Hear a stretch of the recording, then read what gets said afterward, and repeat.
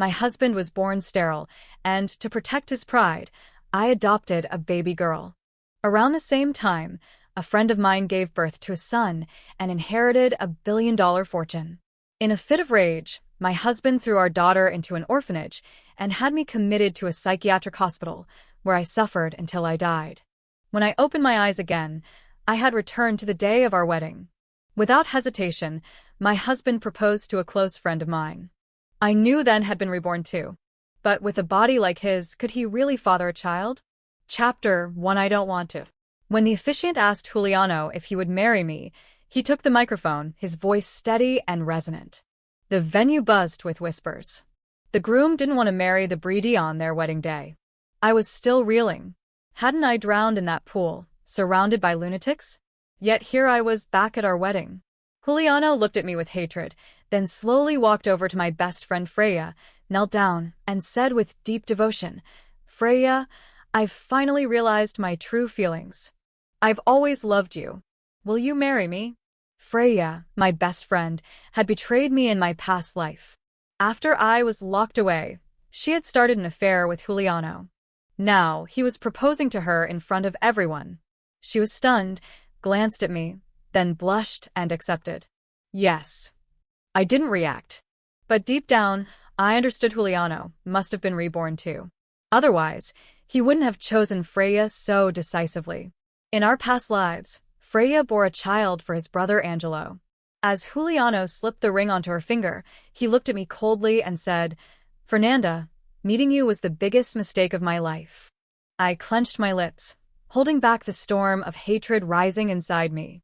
In my previous life, after a year of trying, medical tests revealed that Juliano was infertile from birth. But he was obsessed with having children.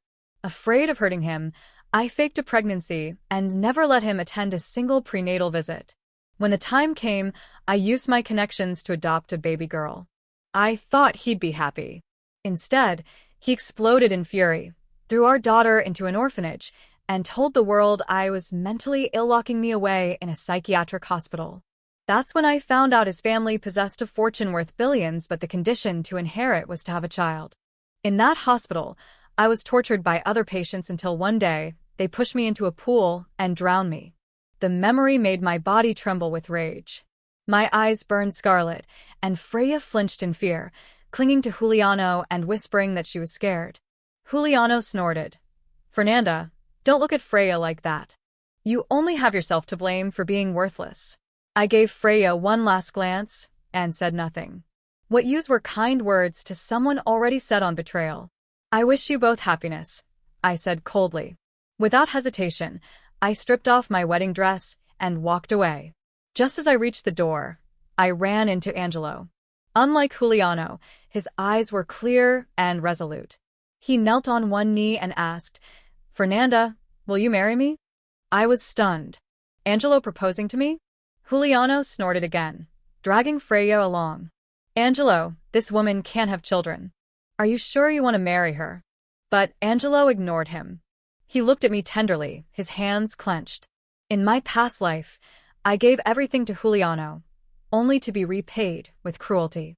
How could a heartless man like him be worthy of inheriting billions? I sighed and nodded slightly. I accept.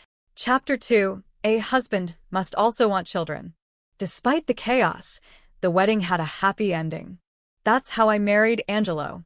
In my past life, all my attention was on Juliano. I tried to restore his honor and protect his feelings. I never gave Angelo a second thought. I only remembered him as a kind and responsible man who cared for Freya with quiet devotion. After he inherited the fortune, he was the only one who ever visited me at the psychiatric hospital. Humph. "Angelo, are you sure you want to spend your life with a barren woman?" Juliano mocked. "Don't say I didn't warn you. I'm your older brother." His eyes were full of scorn. In my past life, to protect Giuliano's ego, I had adopted a child. Now he saw me as a woman incapable of bearing children. But I had heard worse.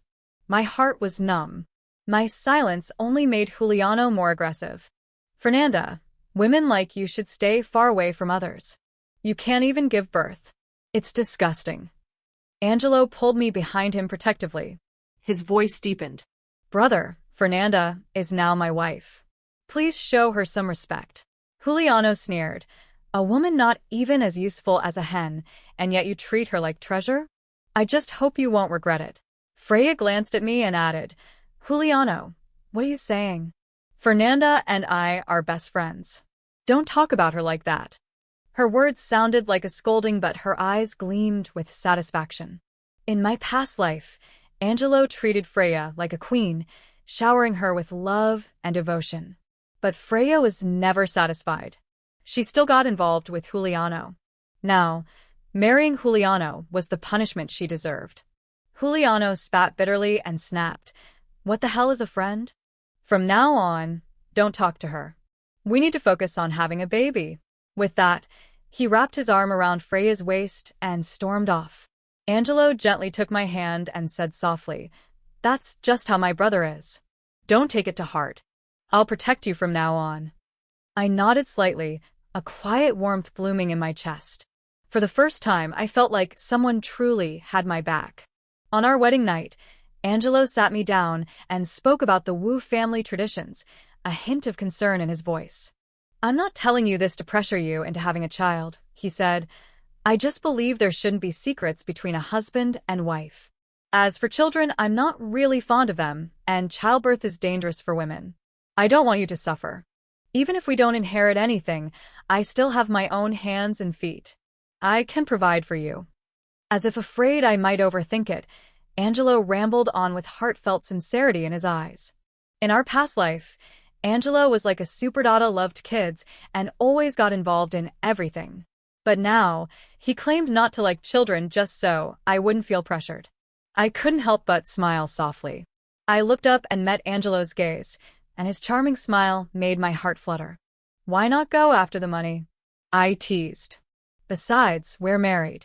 Having a child is only natural. Angelo looked at me in disbelief.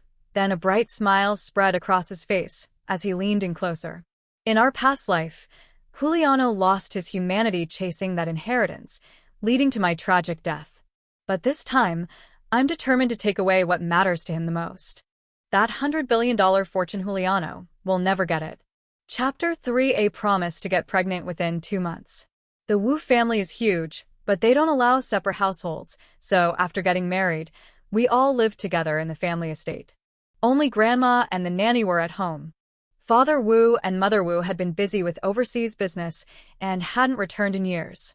Early that morning, a servant came to call me for breakfast. I sat down, feeling like my whole body might collapse. I shot a reproachful look at Angelo, who gave me a sheepish smile. Sorry, I couldn't help myself. I glared at him, then got up to wash and head downstairs. Juliano and Freya hadn't arrived yet. Grandma sat at the head of the table, a slight frown on her face. I quietly took a seat, trembling a little. In my past life, I had already tasted Grandma's cruelty. When Juliano found out the baby was adopted, he beat me mercilessly, and Grandma just looked on in silence, never once speaking up for me. Sensing my unease, Angelo reached over and held my hand. The warmth of his palm pushed away some of the cold from my heart. Sorry, we ran a bit late last night, Angelo said, helping me sit. Moments later, Juliano arrived with Freya in his arms and sat down.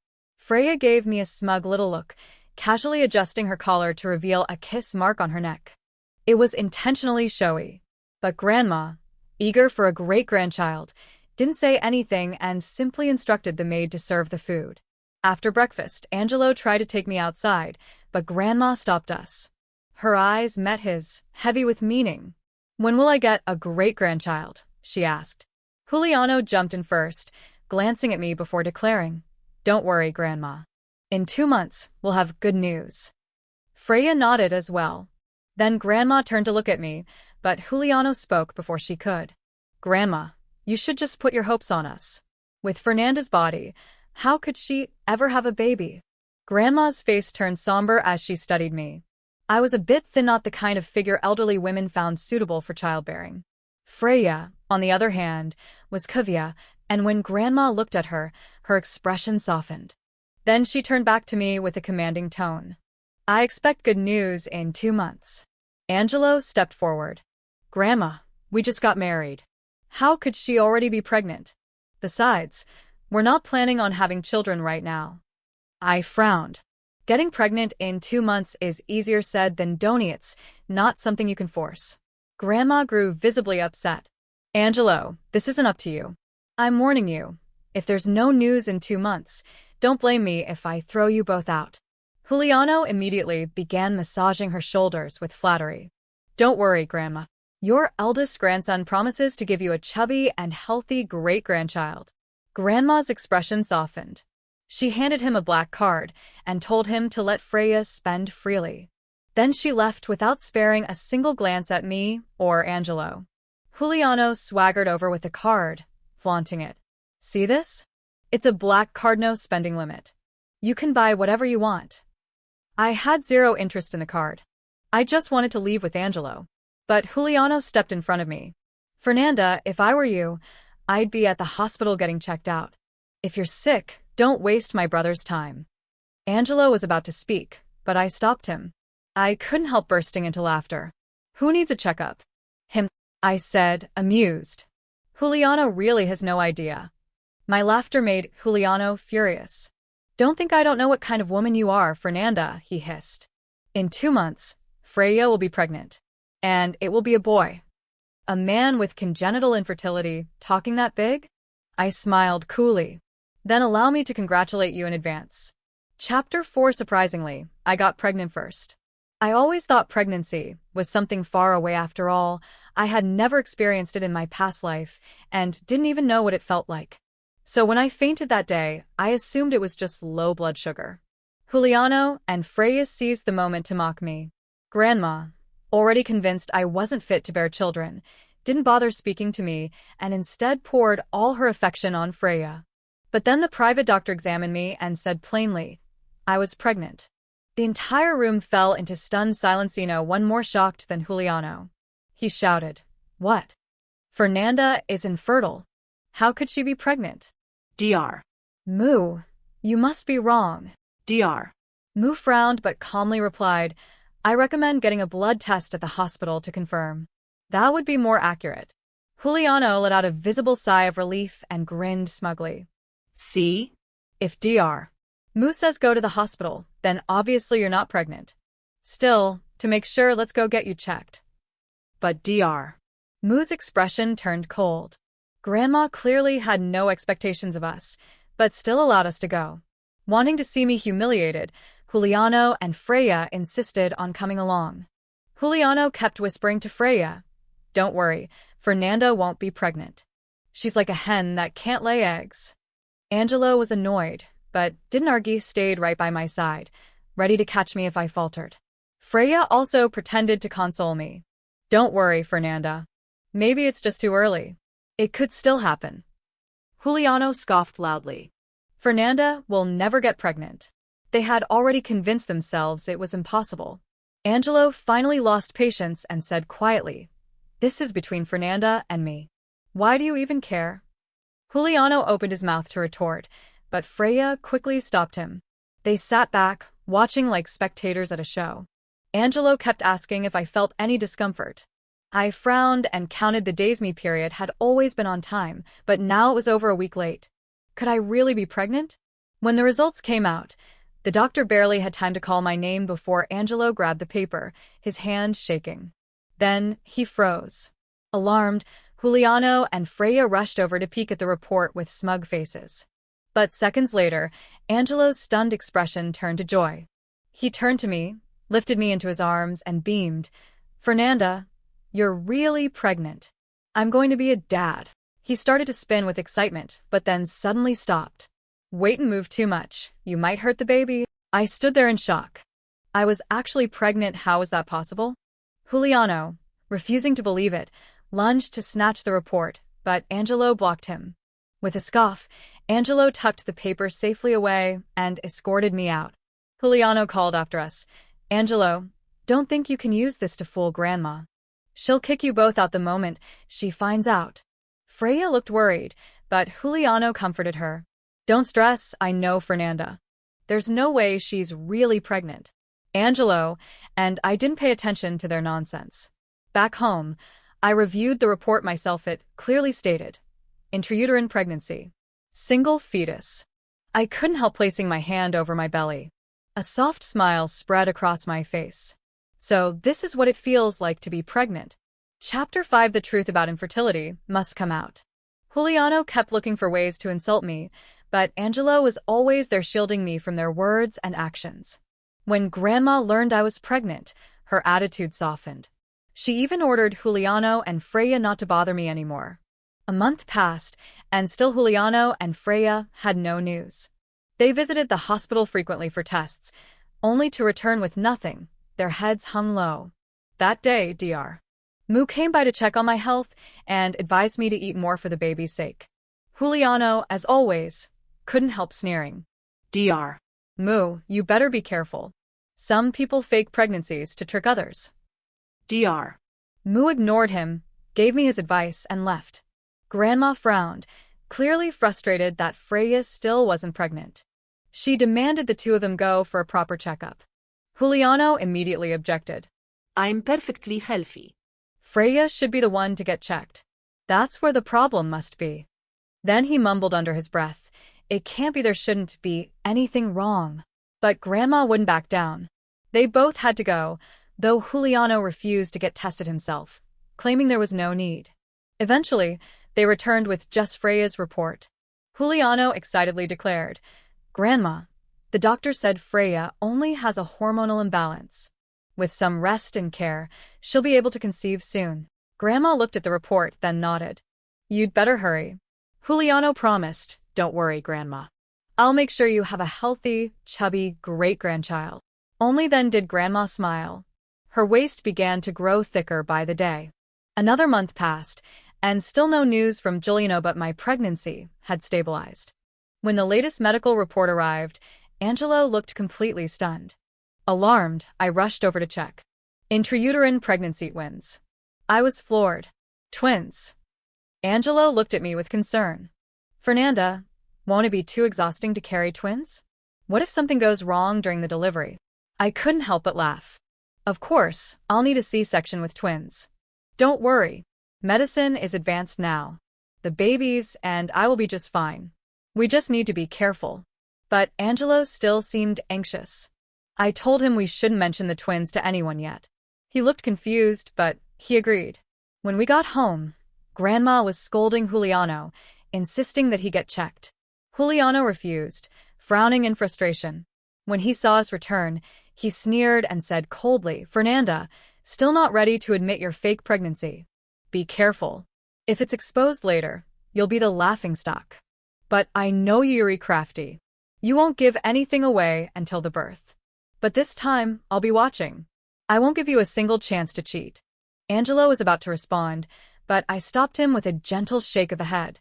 There's no point arguing with a fool. As I started up the stairs, I turned and smiled. Grandma, clearly your daughter-in-law has no issues, but she's been unable to conceive all this time. Maybe the problem lies with your eldest grandson. Shouldn't he get checked too? It's better to find out early if something's wrong. Giuliano's face darkened. He stepped toward me as if ready to hit me, but Angelo instantly shielded me. Gritting his teeth, Giuliano growled, You are the one who faked a pregnancy to deceive me. And now you dare say I'm the one who's sick. I stayed silent, but Grandma cut in sharply. Go get checked immediately. Furious, but unable to disobey, Giuliano had no choice. Still, to prove he was healthy, he insisted I come with him. Angelo objected, but how could I miss the chance to watch the show? So, I went. When the results came out, Giuliano snatched the paper. The moment I saw him inhale sharply, I knew he was starting to doubt himself. Holding his breath, Giuliano slowly opened the report. I smiled faintly. The real drama was just beginning. Chapter 6: Freya is pregnant. Suddenly, a loud retching sound shattered the tension in the room. Everyone turned to Freya, whose face had gone pale. Grandma reacted first, immediately ordering a blood test for Freya. Giuliano shoved his own results into his pocket and demanded the doctor prioritize Freya's. When the results came back, Giuliano burst into laughter. See. I told you I am perfectly fine. He held up the report, then tore it to pieces in front of everyone. Freya's pregnant. Do I really need to look at my results now? Technically, if Freya was pregnant, it meant Juliano wasn't the problem. But I stared at Freya.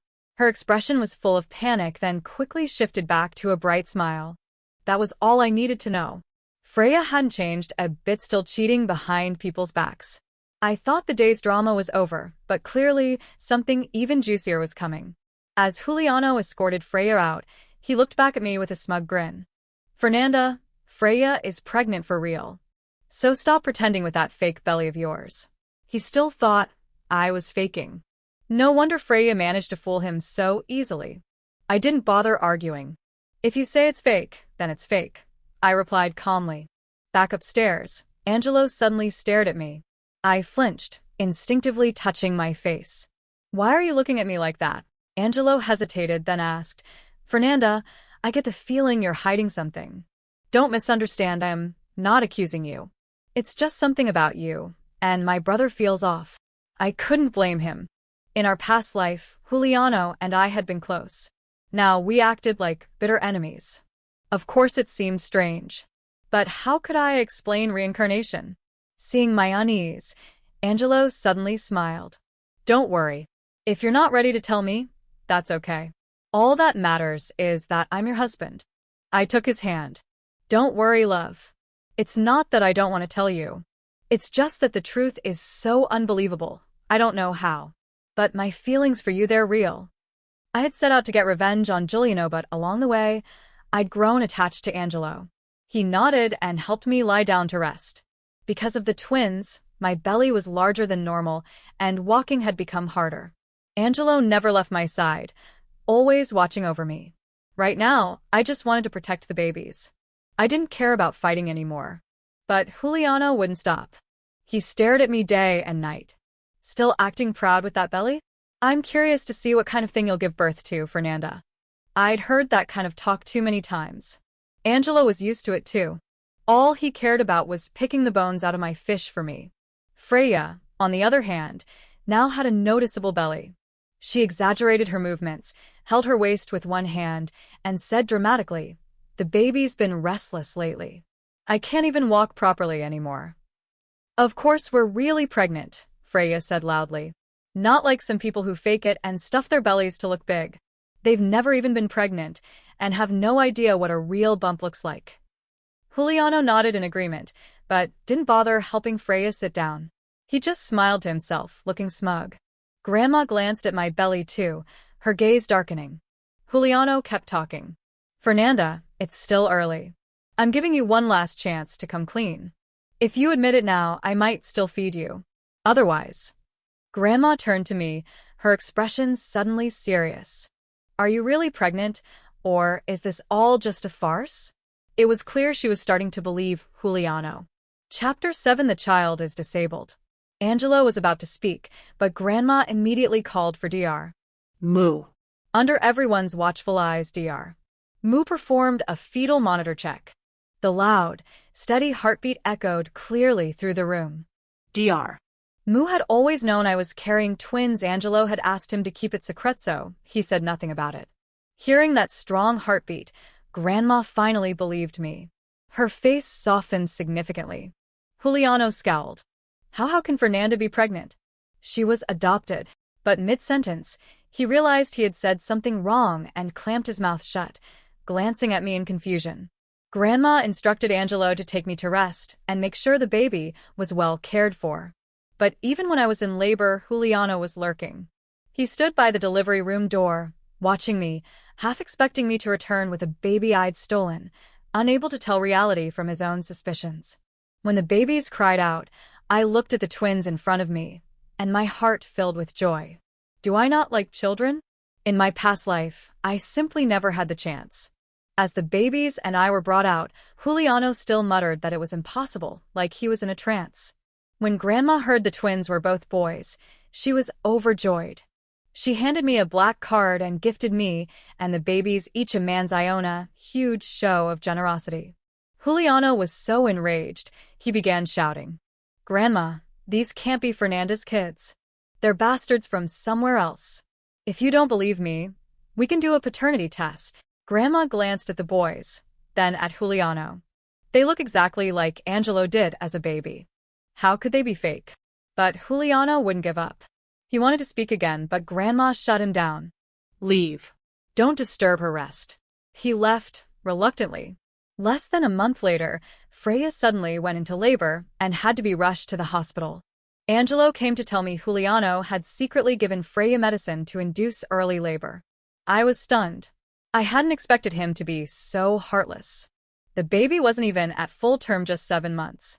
A premature birth like that not only endangered the baby's health, but meant lifelong fragility. But Juliano? He didn't care. He only wanted an heir. Freya gave birth that night to a baby boy over 3 kilos.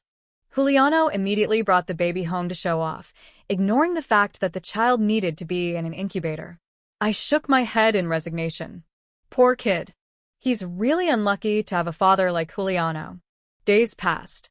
I hadn't heard the child cry once. Grandma also began to feel something was off and called a pediatrician to check. The doctor's verdict? The child had developmental and hearing problems. Juliano, of course, didn't believe it. What kind of useless doctor are you? My son is perfectly fine. But under Grandma's pressure, he finally took the baby to the hospital for a full evaluation. When he came back, his face was so dark it could drip water. The nanny was holding the baby, her expression grim. Juliano stormed upstairs. Moments later, we heard yelling and the sound of things breaking. Freya, I fed you, clothed you, and this is the child you give me? A disabled one? Chapter 8 Disabled. Angelo and I exchanged a glance and understood immediately. The premature birth had prevented proper development and all those drugs had only made it worse. I truly pitied the child. Grandma brought in multiple specialists and the diagnosis was the same every time. The child had congenital intellectual disabilities and was completely deaf. And so, Angelo and I inherited the $100 billion fortune. Giuliano's eyes turned bloodshot with rage. Why? Is that child even part of the Wu family? Fernanda can have kids. Who knows where she got that creature? As soon as he finished, Angelo rushed forward, grabbed Juliano by the collar, and punched him square in the face. Juliano, I've had enough of you. If you dare say one more word about Fernanda and my son's not being blood-related, I won't let you get away with it. Juliano spat blood. He glared at me, but didn't dare say another word. Instead, he dragged Freya, who was still recovering postpartum, up the stairs. You worthless woman. Tell Grandma this child is mine. How could a stupid baby like this be my son? He beat her until she was covered in bruises. Grandma just sat silently, watching. She didn't even try to stop him. It was obvious she blamed Freya for having a damaged child. In Freya, I saw the reflection of my past self. But this time, I felt nothing. She brought this upon herself.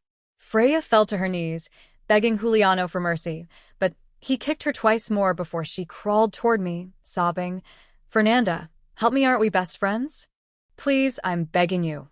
Angelo stepped in immediately, shielding me in case she tried anything. I didn't respond. You reap what you sow.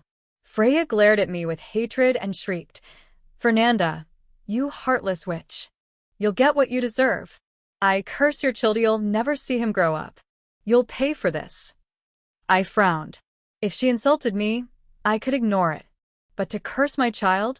I narrowed my eyes and smiled coldly.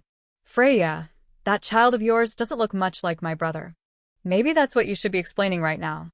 Juliano, who refused to believe the baby wasn't his, froze. If the child truly wasn't his, that man would lose his mind. Freya's face turned ghostly pale. Why you're talking nonsense, she stammered. But I knew Juliano had heard me. He immediately ordered the nanny to bring the baby over.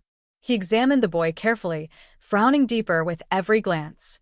Grandma also walked over, her expression grim. Let's do a paternity test, she said sharply. The moment those words left her mouth, Freya completely collapsed. She fell to her knees, clutching Giuliano's leg, crying, Please, please believe me. I really love you. But Giuliano, always the jealous type, immediately called for the DNA test to be rushed. Freya just sat on the floor, her eyes lifeless. The paternity test was expedited. It would take just 3 hours. Freya sat there, pale as a ghost, staring at Juliano in terror. When the result came in, Juliano grabbed her by the hair and screamed, "You slut. You cheated on me? I'll kill you." He showed no mercy. Freya had just given birth. How could she withstand a beating like that? In the end, she was too weak to even cry. "Enough!" Freya suddenly screamed. Summoning all her strength, she stood up and burst into laughter. "Juliano, you're the one who's infertile. Why are you blaming me? You're not a Monyoria coward." She pulled a folded medical report from her pocket and threw it at him. "Here, this is from your last checkup. I had it reprinted at the hospital. Who gave you the right to blame me?" Juliano snatched the report and, upon reading it, his eyes widened in shock. Chapter 9: Child Abduction as a Threat. Freya laughed maniacally. "A man who can't even have kids wants to be a father? What a joke." Juliano tore the report in pieces and lunged at her, gripping her throat, eyes bloodshot. "You wretched woman, I'll kill you." Freya's face turned purple as he choked her. I glanced at Angelo, who quickly pulled me and the baby away to our room. Grandma walked off without saying a word. No one cared whether Freya lived or died. A short while later, I heard Grandma's cold voice. "Take her for cremation. That's all." My whole body trembled. Juliano had really strangled Freya. Angelo, his face troubled, asked, "Fernanda, should we call the police?" By now, all the Wu family assets had been passed to Angelo, who had become the head of the household. I nodded slightly. Giuliano's infertility had already been exposed. He'd been publicly humiliated and betrayed. A man like him, twisted and vengeful, would surely come after me and my child. For our safety, Giuliano had to be sent to prison. Angelo acted immediately. Not long after, the police arrived and took Giuliano away. He resisted, of course. "Angelo, I'm your brother and you called the cops on me?" Grandma stood nearby, her gaze fixed on me. I met her eyes, without fear. She let out a long sigh, said nothing, and turned to leave. After inheriting everything, Grandma told us to move out of the old family home into our own villa. Angelo became busier than ever handling transitions, managing the company. I stayed home with the baby and the nanny. "Angelo, the evidence is overwhelming. Giuliano was sentenced to life in prison," I said one night. "I should feel at peace, but I don't. I feel anxious." Giuliano had been locked away. There should be no danger left, so why did my heart still feel so uneasy? "Sister Lou," I told the nanny, "don't take the baby outside for now." I warned the doula too, and Angelo immediately arranged for bodyguards. That gave me some peace of mind. But even with all those precautions, tragedy still found its way in. We were at the hospital for the baby's vaccination. Sister Lou and I were each holding one child. But suddenly, she came running back, panic-stricken. "The baby's gone." My heart nearly stopped. I called Angelo immediately. He rushed to check the security footage. What we saw made my blood run cold. It was Giuliano. He had taken the baby. His wicked grin stared back at us from the video screen. My knees gave out. Wasn't he supposed to be in prison? Just as I reached for my phone to call the police, it rang. It was Giuliano. "If you want the child back," he said coldly, "come to the abandoned building in the west side of town." Then he hung up without another word. My child is my treasure. How could I ever let anything happen to him? Without hesitation, I rushed to the location with Angelo. Giuliano was standing on the 15th floor, holding the baby in his arms. When he saw us arrive, he gave a cold smile. "Fernanda, bet you didn't expect this." I escaped. "You thought you could throw me in jail and keep the 100 billion in assets for yourself? Dream on." Angelo stepped forward, his face ice cold. "Giuliano, if you have something to say, come at me. But give me back the child." Giuliano laughed maniacally. "The child? Ha! You want him?" "I have an idea, but I'm not sure you'll be willing to hear it." "We're willing," I answered quickly. "Just don't hurt the baby." Giuliano's smile turned wicked. "Transfer the 100 billion to my name. And get me a private jet. I'm leaving the country tonight." I felt a strange sense of relief. So it was about money. "Fine," I said. "You can have the money. But give me my child first." Juliano pretended to hand him over, but then suddenly lifted the baby toward the edge of the rooftop, grinning darkly. Fernanda, do you think I'm a fool? Chapter 10, the ending he deserved. You have 1 hour, Juliano barked. Bring the money and the helicopter. I'm leaving. His eyes burned with rage. I immediately had Angelo start making arrangements. The money didn't matter, our child's safety came first. Angelo thought the same. The fortune is nothing compared to our son, he told me before turning to calm Juliano down and left to prepare. After he was gone, Juliano turned his resentful gaze on me. Did you know I was infertile before? Is that why you adopted? I hadn't expected that question. I stayed silent. Juliano laughed bitterly. In our past life, you couldn't have known, but Fernanda, I truly loved you. Loved me? Is that what he called it, locking me in a psychiatric hospital, letting me be tortured and then murdered? Loved me? And in this life, he used our child as a bargaining chip. Who would want that kind of love? I said nothing, letting Juliano vent. I hoped his emotions would burn out before he did something reckless. After 30 minutes, he started pacing nervously, glancing outside. Call Angelo, he growled. Tell him to hurry, or I'll toss this brat off the edge. I quickly called Angelo and turned on speakerphone. When Juliano heard that the money was on the way, his expression relaxed slightly. I took the chance to send a hidden message. Juliano'll pay for this. Angelo returned in 50 minutes, carrying 2 large cases of cash. Juliano scowled. That's it. Angelo pointed out the window. There's plenty more downstairs. If you don't believe me, take a look. From the rooftop, dozens of large suitcases were visible, all packed with money. Juliano's eyes lit up. Where's the helicopter? He asked. It'll arrive in half an hour. Angelo replied calmly. Juliano began to doubt. Really? Angelo, are you scheming behind my back? He lifted the baby again. I quickly said, Juliano, helicopter takeoff takes time. The baby's in your hands, what can we do? He paused and reluctantly lowered the child. Not far away, a flicker of light caught my eye. A teammate had reached the rooftop's edge. I needed to buy more time, so I made a bold move. Juliano, I remember everything. I know what happened in our past life. I'm like you, I came back too. But I loved you so deeply. Why did you treat me like that? My voice cracked. To protect your pride, I adopted a child. You didn't understand, Anne, that's fine. But then you locked me in a mental institution where I was tortured, abused, and finally drowned in a pool. You said you loved me. Is this what love looks like? Even in this life, you were with Freya, plotting to take the inheritance. Tears streamed down my face. I brought up the asylum on purpose. Juliano would know I wasn't lying. He had lived that life too. His eyes widened. You were reborn too? Then why didn't you come find me? Why didn't you tell me the truth? I broke down, crying harder. You chose Freya first. From the very beginning, you chose her. My sobs grew louder. In Juliano's eyes, I saw regret, but it was too late. One of Angelo's men took advantage of the moment, snatched the baby from Juliano's arms, and kicked him hard. Juliano slammed into the wall, coughing blood. When he saw the police swarm the rooftop, he roared, Fernanda, you bitch. You set me up. I'll kill you, he charged toward me. Then bang. A gunshot rang out. Juliano collapsed in front of me, his eyes filled with hatred and unwillingness. Blood poured from the wound on his forehead. I clutched my child tightly, checked that he was okay, and finally let out a breath of relief. Looking at Juliano lying there motionless, my gaze turned cold. This was the ending he deserved.